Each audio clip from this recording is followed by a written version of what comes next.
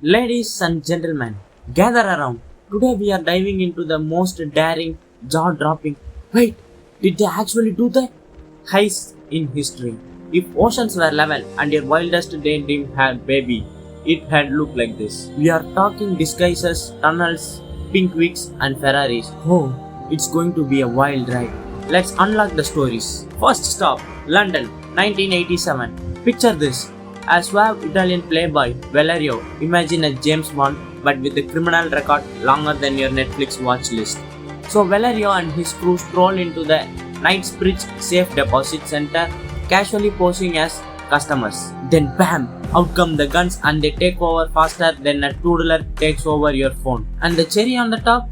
They slap a closed sign on the door. Sorry folks, robbery in progress. Come back never. Genius, right? But our guy Valerio leaves behind a single fingerprint.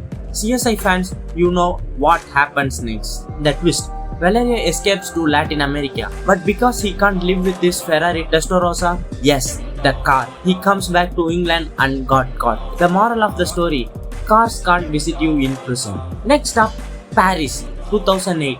Enter the Pink Panthers, the only gang that could double as a drag show troupe. These guys roll into Harry Winston disguised as women. They don't just rob the place, they serve looks while doing it. In just few minutes, they snag over 108 million worth of diamond.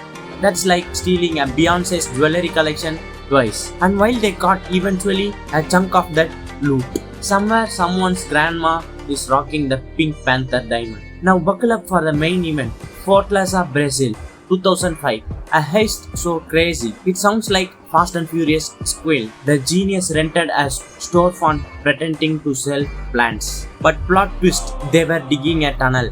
A 256-foot long tunnel. That's like digging under 2 football fields. After 3 months of hard labor, because let's be real, they work harder than most of us. Do they? Popped up inside the bank vault and walked with 70 million in cash. And here's the kicker, the money is uninsured. Why?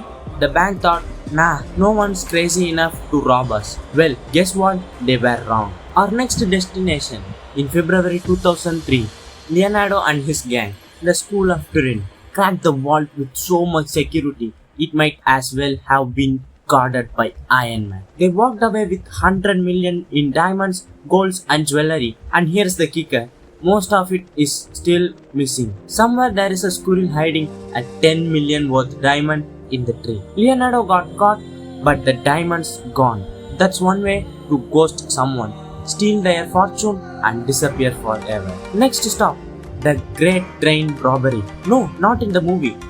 This is in 1963 Britain, where the gang of 15 men turned Thomas the Tank Engine into their personal piggy bank. They stopped the Royal Mail train by messing with the signals, basically giving the red light it couldn't ignore. They made off with what was essential half of the Britain's GDP at that time.